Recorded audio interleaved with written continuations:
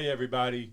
Episode 3 of Finding Your Place today with Robert Towle, the author of Don't Be Dumb.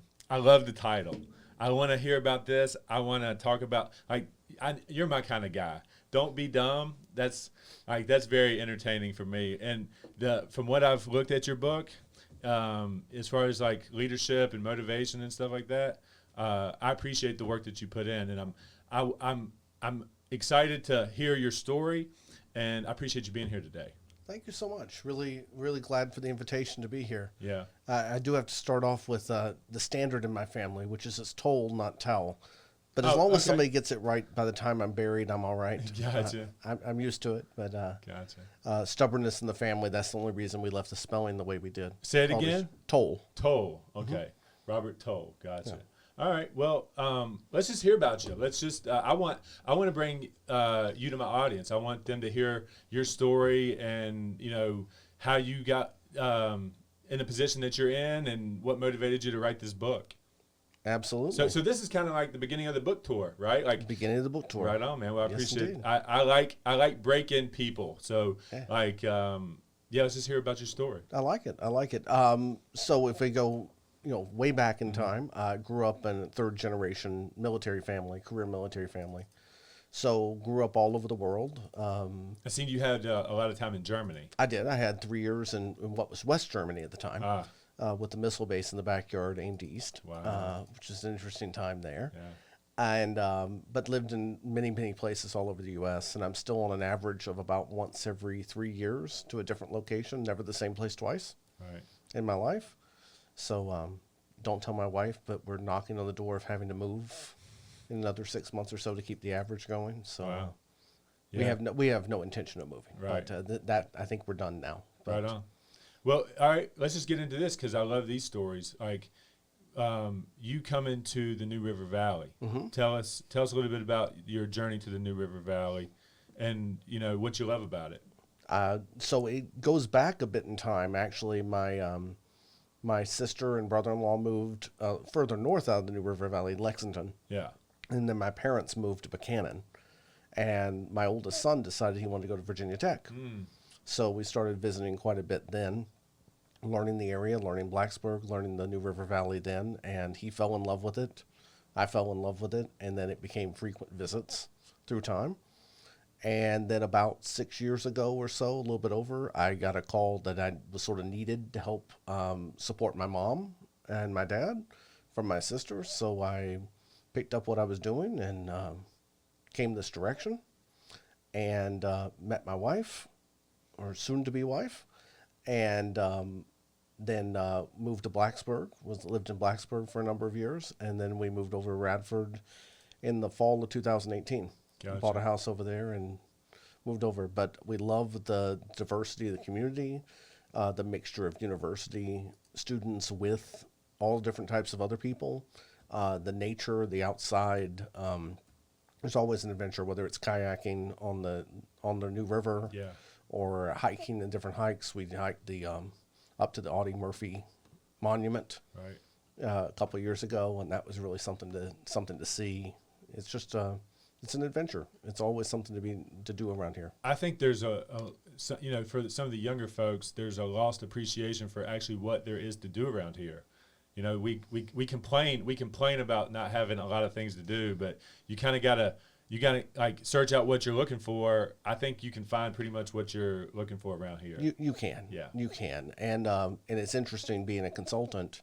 As long as you've got some access to an airport, you're okay. Yeah. So I do local consulting, but then you go where the jobs take you. Right. And with the access to the airport in Roanoke as well as to Charlotte, if need be, you can get anywhere you need to go in the world. Right. So, yeah, I mean, that is, I think the area is underappreciated a little bit. I think I want to be somebody that's encouraging of people, that use you as an example. Look, there's an author that's had a tremendous, like the job experience you have and what you've been able to do here from the New River Valley is pretty awesome. So, I don't know you very much, but I'm proud of looking at everything you've accomplished and all the adversity you've gotten over. So let's just get into that. Like Sure. the trauma that led to you to have the motivation to write this book. That's a fair point. Was discovered in early March of 2018. I had a seizure, and very quickly, within an hour, it was discovered that at the hospital here locally, that I had a brain tumor, Wow. and they couldn't treat me here, Yeah. and I had to go somewhere else. So I was given a choice, but chose the Roanoke Hospital, and went there. And within a few days, they, it was pretty much determined there was nothing else they could do but remove it. Yeah. It was, there was a choice, but it wasn't a good choice as another option. Yeah. And it had been growing somewhere 20 to 30 years in my Wow. frontal lobe. Wow. And, but I'd never really had any symptoms So until you never the had seizure. headaches, or you never got migraines? I had one headache that made me sort of have to take a break a year or two before. Yeah. And one thing in hindsight that was a sign, they have something you call a petit mal seizure. That is when you just sort of blank out for a few seconds, but you don't know you blanked out. Right. So I had some damage to a car, and I was like, where'd that come from? And it was it was blanking out Oh, wow. while driving, but thankfully no one was hurt, Wow. which was good. But other than that, no other. And the reality is, my joke is that I was unconscious during the worst parts of it. It was the rest of the family that had to put up with the stress. Right. It was my dad had a term, he was a physician's assistant in the Army, and it was, if in doubt, cut it out. And that was one of the, I didn't even look at the MRIs. They told me it had to go. Let's get on with it and let's get it done. No dwelling over it. Just Nope. do it. Nope. Only discovered I was partially bionic last year of how they put me back together with titanium and plates and stuff like that. But Wow. I didn't even ask questions about that. It just had to go. Yeah. But within a month, I was back on the road working. Wow. Was in California working on a job, and eyesight improved, hearing improved, hand-eye coordination improved, ambidextrous now. Yeah. Oh, wow. It's pretty wild. So night and day, you've gotten like function back. Oh, no rehab, no chemo, no nothing. Wow. Incredible results. Wow. Well, I mean, I feel like that's awesome. That was a blessing. Oh, it's without a doubt. I mean, I asked the docs, and I said, "This happened all the time?" And meanwhile, they're asking if I dressed myself at the follow-up appointments. It's like, yes, I dress myself. But they just don't see the like of it either. Right. Right on. Well, all right. So let's get into the name. Let's get into the motivation. Let's get into the strategy. I mean, I went through your table of contents. I went to the back. I seen like all these foreign little like identifiers to your book. Like take me through the process, and like, when did "Don't Be Dumb" hit you? Like, is that something you just said a lot, and you're like, well, that'd be a good book title? Like, tell me how you got to that title. I will tell you, I got the title actually out of my mom's frustration when I was about 13, and she asked Dad to give me some advice before I was going off to junior high. Right. And he looks up off his coffee and his newspaper, and he looks up and he says, "Yeah, don't be dumb." And Mom was so frustrated because she wanted the "Leave It to Beaver," some real wise words, and Right. she was really not very happy with him about that. But it stuck with me because, in a nutshell, that's pretty sound advice. Yeah. And it stuck with me as when you're doing something, not that I don't do things that are dumb Right. all the time, but you try to sit there and go, is this something that doesn't make any sense? Is this dumb? And it does help sort of steer you in the right direction. Yeah. So it stuck with me from all those years ago. And when it came time to start writing the book, and I got motivated to do so, is like I capture some of the things after the brain surgery, after the recovery from that, was let's get some of the ideas out there for other people. Yeah. And the title struck me at that point, and began to build it together, and blended it too with actually music and songs as part of the themes, Yeah. which my mom was a music teacher, so it sort of tied in both sides of the family. And that's when it all came together, because it went really slow for the first 6 months of writing it, really slow, Right.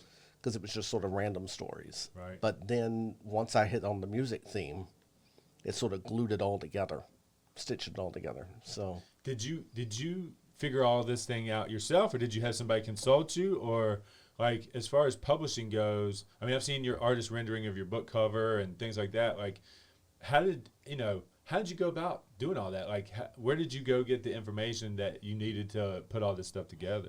Yeah, I have a good friend, a long-term friend from high school, one of my high schools in Southern Alabama that became an author and got published, and she kept recommending that I do so. Yeah. And so there was a connection with an organization called Author Academy Elite, and they provide all the support for doing so and for helping you connect you with the people to do the book covers or professional editors and things like that. Do they take a piece of the percentage of the sales, or do you pay them like a la carte? It was an upfront fee, and then from then on, I own the book completely, and so it's not a royalty type arrangement or anything like that. And they don't give you any advice on like edit or anything like that. They just put out what you've brought them, correct? Essentially, yes, essentially, but they do recommend a professional edit. And what I did was I went through, found some beta readers, as they called them, 3 or 4 people that would be in the market for the book, and had them read it. I also edited it myself, and then hired a professional editor that just put some polish on it and straightened it out a little bit. I wrote it a little bit too quickly to be just absolutely put on the market right then. Take us through the creative. Take us through, like, did you just spill your guts over one night or like 1 week? 1 week. It was 6 months of 1,000 words, Yeah. and it was just sort of like not going anywhere. Yeah. And when I hit on the music theme, it was a week I wrote the book. And it just poured out of Oh, it. absolutely. Yeah. Once I had the structure, Yeah. and it may be the old history major in me, once I had an outline and a structure that made sense, Yeah. that it just all just flowed. Yeah. Now, the challenge with that is, the good thing is you got the ideas out on paper. Yeah. And I can type pretty quick, and it worked.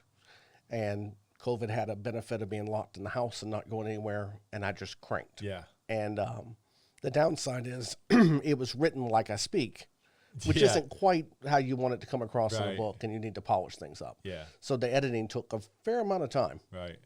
to the point where still a few weeks ago I found one place where I had 2 extra words in it, and I thought I was done. Right. And it's like, okay, I got to get one more edit. Right. Get rid of those 2 words. Right. Well, that's very interesting because, I think all these, all entrepreneurs or people that want to influence, have that desire, and they just get lost in like how to get things done. So like, anybody that I feel like if you can find anybody that kind of looks like you, that has done the things that you've done, like it's possible for you. That's why I'm here. That's why I'm here doing this. Like I see people doing this at, like Joe Rogan. I always mention Joe Rogan in this thing. Like this is the things that we've copied from him, and we're doing it. Like Right. you just have to have the courage to do it. For you though, I think, some of the motivation, it seems like this is like a legacy project because of what you went through, right? Like, Yeah, you wanted to get, I mean, certainly I feel more compelled to give back. Yeah. Just even the interest in business is helping people with their businesses more. Of course, you'd like to, pay the bills and earn an income. Yeah. But I'd like to give back to other people, and Yeah. that's working with a couple small businesses locally. I've worked with several in the area, Yeah. and helping them with getting their businesses off the ground is really compelling to me.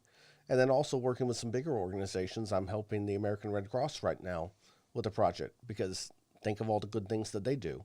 So if I can help them save money and do things better, that's more that they could do for other people. Yeah. So that it sort of changed things a bit for me. Sure. So this is a give back project. This is something that you feel like could put into the world that benefits other people. Obviously, you'd like to trade value with other people. Yeah, that's fair. Yeah. That's fair. Cool. And then I've recently come up for air and have the outline for a second book already in the last, once again. Pumping them out. In Pumping like them out. like a week, I Yeah. pulled together an outline of, wow, there were more stories I didn't tell. Yeah. So that's all it is right now is an outline. I think but this is an art. Writing is an art, I think, and the best artists just keep delivering. They just keep pumping out product for people, and I tell my music buddy, you only need one. You only need that one. So all you you need. keep pumping them out, and you hit a home run. You can ride that the rest of your life. You can ride that out the rest of your life. So I think that's the same way. Like, writing stories to motivate people and inspire people, you just need that one that hits the market and everybody loves. I think that's fair, and I think it's, you're never going to know unless you try. Yeah. And what do you really have to lose by doing it? And I've had, as you said, lots of adventures in different organizations around the world. Yeah. And it's led to some interesting stories and things that have gone on during that time. Yeah. So, all right. So let's look here. All right. So as you go to market with this book, do you plan on is there agents you're looking at? Is there like a manager? Like, how are you going to create a team what's your vision around that? Like, are you going to have people helping you get distribution around this, or have you thought about that? well, I have thought about it, and there's a couple with Ingram Spark and with Amazon Yeah. going online and publishing it through them. And then we're also going to market it by giving free digital copies early to people in exchange for like a review on day one. Cool. Which will help promote it on Amazon, for example. Get the algorithm to boost Get it. the algorithm to boost it up. Yeah. Is the idea. And I have a fair amount of Facebook contacts. Not as many Facebook as I have on LinkedIn. Yeah. But we've already sort of had a target list built. And I have a guy that's working for me that's helping me build the list and work the marketing plan for it. And go so far as like local booksellers and book signings and things like that too. I think you might need to think about the Don't Be Dumb podcast. That might be an idea. It might be in the future. Well, we can help consult you on that. Well, I like that. We could work something out. Right on. All right. All right. What are the, let's see, all right, you have an MBA in finance and information technology. What is your stance on cryptocurrencies? We'll just veer off the book for a second. Veer off the book. Yeah. Why not? Yeah, so, I mean, my thought is we've invented other currencies before. Yeah. I think they're with us to stay, cryptocurrencies. But think about it. The euro came from nowhere. Yeah. The U.S. dollar came from nowhere. Right. It's just a matter of timing. But I do think they're on the riskier side right now. I think they're more volatile than other type of investments. Yeah. Well, China's pretty much panning them. They're cutting them off. That's why we've seen that dip. Yeah, but I think it's very volatile type of thing right now. And I think there's some arguments of the environmental concerns because of the mining that they do of building things like blockchain and the connections that it costs. It's a lot of energy and things like that. Right. Probably the biggest concern is the mystery of where did it even start? Like who really started it could give people some concern. But I think it's with us to stay. You start seeing, I've got a friend in the U.S. government that they're starting to have interactions on those same type of things more and more. You're seeing businesses accept cryptocurrencies in payment for things, and that's a sign that it's sticking with us. Yeah, no doubt. All right, so I'm going to move into a little section of the show where we talk about myths and misconceptions in your field. Mm-hmm. And I'll just read a statement, and you say if that's a fact or a myth, and then kind of go deep into what you think about that. Okay. Sure. Business travel is glamorous. Business glamorous. Travel is absolutely not glamorous. Yeah. It has its moments, but if you're not careful, it can be airports, rental cars, hotel rooms, conference rooms, and that's about it. And when I travel, it's like painful. Mm-hmm. It is. I'm not happy. My body's not happy. No, I adapt pretty well to it. Right. But I've done it a lot. And but there was a time in my life where it was every other day on a plane for 3.5 weeks a month, home for 3 days, do it again. And I did that for 2 years. Yeah. And I couldn't stand the smell of an airplane. Right. So I've worked very purposefully when I go someplace to interject something else that's not business related, just to get something other than what I described. So whether it's early in the morning in Sydney, Australia, to walk around and see the harbor, because you'd have no time anywhere else in the day. Right. Or whether it's the Henry Ford Museum in Detroit to see something different there. And just mix that up and do that, because otherwise it'd be just sort of a blur, and you really wouldn't know. You'd end up and you go, okay, it was a bunch of conference rooms. What difference did it make? Right. Might as well stayed and gone on Zoom or something instead. Right. So. About the same, right? Yeah. All right. The client is always right. The client is absolutely not always right. The client, however, deserves to be served and treated with respect. Yeah. And listened to. For sure. I had an example earlier today with something my client said to me in front of like 10 other people. And I know what I would have liked to say to him. But the answer was, I'll get right on that and I'll take care of that. Yeah. And that's because it was showing the right respect to the client. Right. It didn't mean they were right. Yeah. He wasn't. He was absolutely not right. I had to correct the client yesterday as well, and it was not fun. And they were highly emotional, and they thought they were looking to blame everybody.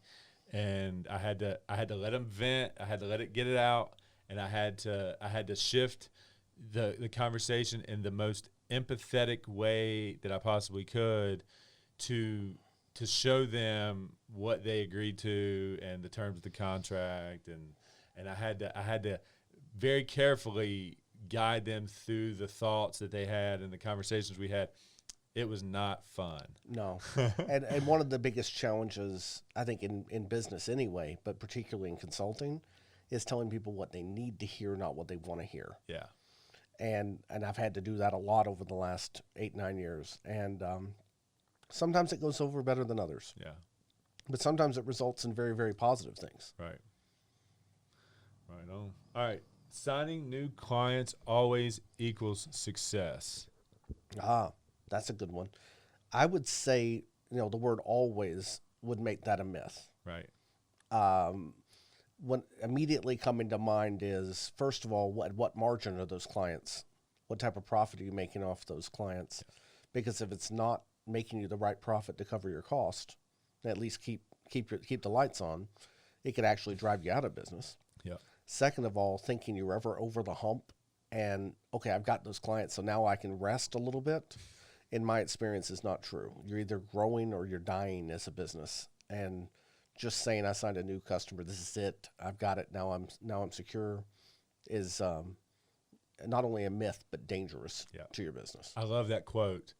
If you're not growing, you're dying. Mm-hmm. That is something I live by. Yeah, for sure. If you ever take your foot off the gas, then you're going down. Well, and frankly, I've been through dry spells in consulting. Yeah. And I had to learn it the hard way. Yeah. When you're sitting there and it's like 3 or 6 months and you don't have a whole lot of business coming in. Yeah. And you learn to be always looking out. I was having a conversation last night that, what's going to happen in October or November when some of the current engagements may go away. In this you're having to look ahead. In this sales business, every time you feel entitled and you get comfortable, this business will put you in your place. Absolutely. I've been put in my place a few times. I have. All right. Let's see here. I need a publisher/book deal. No, you need to write your best book, and the rest can follow on, and you can find a way. Right. You need to be determined to find a way to get it out to the audience. It's. I've got a friend whose son, on a bet with his dad said, well, you're never going to publish a book. And he's like 17 years old. He's published like 15 books on Amazon. Wow. On his own, just to win a bet that said, yeah, Dad, I'll show you. Now, is he making any real money off it? Some. But to be able to say you've done that at that age, he wanted to do it. So he did. If you think, I think that's a medium. I think this book thing is a medium that you can do that, and it lives on for the rest of time. So what if you're a writer, if you got inspiration to write and let it be for you only. Mm-hmm. But if the public loves it, great, right? That's fair. So, well, and there's lots of other ideas out there already written down for me. Yeah. But it's time and place of when you get around to them. But like I said, the second one already just sort of, I don't know what happened in the last week, and suddenly it all just started showing up. I would just be, for me, I would be afraid that when I go to the edit process, the editor's like, I can't do nothing with this. I need a ghostwriter is what I would need. Well, and you can do that too. Yeah. If that's what you feel comfortable with. There's lots of ghostwriters out there too. But right. I think for me, I self-edited it after I did the flurry of writing. Right. And I spent like 4 or 5 cycles of self-editing. And then I felt comfortable showing it to some people that I trust. Yeah.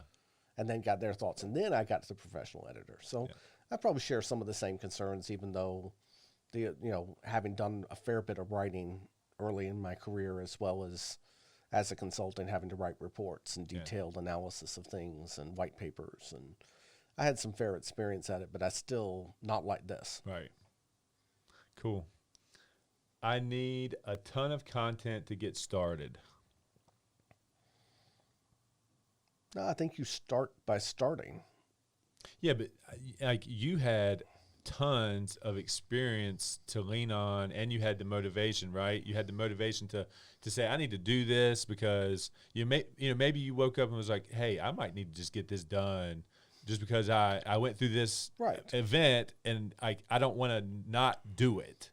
No, that's a fair point, but I think it depends on what your topic is, because if you focus on something, I mean, you use me as an example, but if you focus on whatever you specialize in, whatever your passion is, and you have experience in that. Maybe you wanted to create the next Star Wars or like fantasy fiction, whatever. Whatever your passion is. I mean, there's a certain sayings that, I think it's 5,000 hours or something like that of work at something. I think it's 10,000. Is it 10,000 hours? Okay, so it's a few years worth of experience to become an expert, not to just know something, to be an expert at it. So that's saying if you really you can be in your early 20s, mid 20s, and if you've really focused on something, you're in your niche. You can certainly write something and have content on it. Sure. I mean, for myself, the stuff sort of came out and I thought, oh, well, that's it. And then I sat down and I got the outline of a whole nother set of stories that I totally forgot about just by sitting down and thinking about them. That's awesome. So I think if it's something you're focused on, you have that. Right. Especially, since this has been your life's work and passion, feels like to me you loved what you do. I mean, you wake up every day probably excited about it, and you just got to pour your heart out in form of written word. Yeah, that's fair. That's fair. I certainly I love finance and accounting and all that I did. But moving into consulting broadened me out and gave me a whole lot more time for the stuff that I love. Yeah. With a whole lot of the stuff, less of the stuff that I didn't love. In those worlds. Yeah. I am all about R&D, and it's not research and development. It's rip off and duplicate.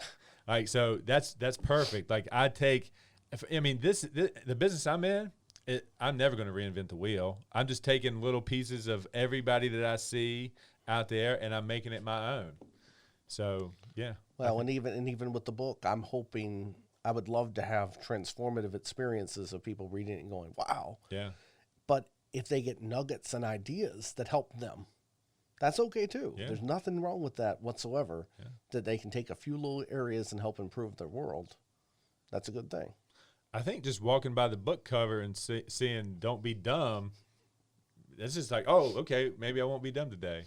Yeah, well, and I did have one, when you talk about the publisher, I did have one person when they looked at it went, no, you can't call it that. Yeah. You can't call it that. Yeah. And I gave it about 30 seconds worth of consideration and went, no, I'm calling it that. I love that. That's me too, for a lot of the things I've got going on in my life. If it's in my mind, I just want people to come around that I need to help me execute that. Mm-hmm. That's it.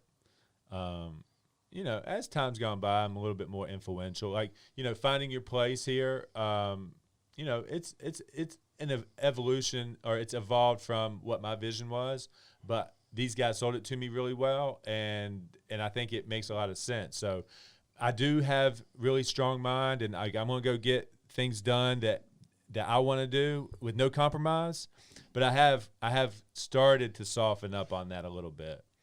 Yeah, I don't. If I was in my early 20s, I was clearly a different person. Yeah. And whether that was flipping over tables at frustration at my staff not doing what they wanted to do. And, I have a long fuse, but when it lights off, it's not pretty. Right. I've learned to manage that better and listen and take input from other people too. I don't always like it, but it's helpful. Gotcha. All right, last one. I don't have enough time. If I tie it back to music, I have one of my favorite artists, John Prine, who passed away last year. Yeah. One of his songs, he wrote "Turn Off the TV." That's a line in the song. Right. And I'm convinced that you have enough time. Yeah. You can find the time somehow. I sat there the other day waiting, when talking about the new book, in development book. while I was waiting to pick up my wife, and I just sat there and wrote an email to myself with 15 different chapter topics in 5 minutes. Wow. Just top of mind, just write it down. And that while I was just waiting in the car with the car running. You just pull up your notes on your phone and Yeah. put them down? Yeah. Yeah. And just use that 5 minutes for something that would be productive. Yeah. I think anybody that says they don't have enough time should just stop saying that and say, I don't care enough about it. I think that's fair. I mean, it's really not your passion. Yeah. If you're saying that. Yeah. And I know I went back to school and I was working full time when I went back to school for the MBA at Auburn. And those 2.5 years were pretty painful. There wasn't a whole lot of sleep during that time. Working a full-time job with the staff working for me and everything else. And but it was worth it, and it meant something to me. And the memory's beginning to fade of the pain. It's only been like 20 years. It's fading to touch. Not enough for me to go back yet, but that's hilarious. it was worth it. Right on. All right, next section of the show is behind the picture. We went down and captured a picture. We're going to bring it up on the TV screen here, and then you're just going to explain what's going on here. Okay. Okay. I'm a little frightened here. What's going on here? Well, first of all, it was a few years ago with a little less, like almost no gray or white in the facial hair. Right. This is actually in the Nintendo store in downtown in Times Square in New York City. Wow.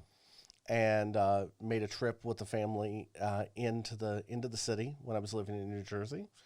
And I'm fond of taking odd pictures, not typical pictures. Right.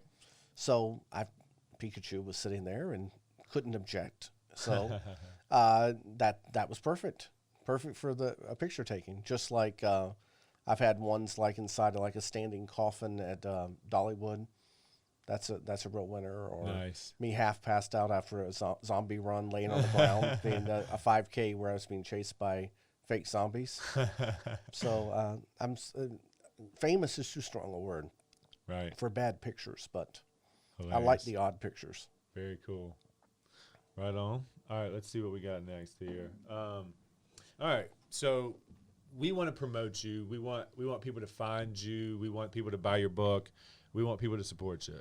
Where are they going to find you and, be able to get a copy of this book? And when is it going to be available and all that stuff? Sure.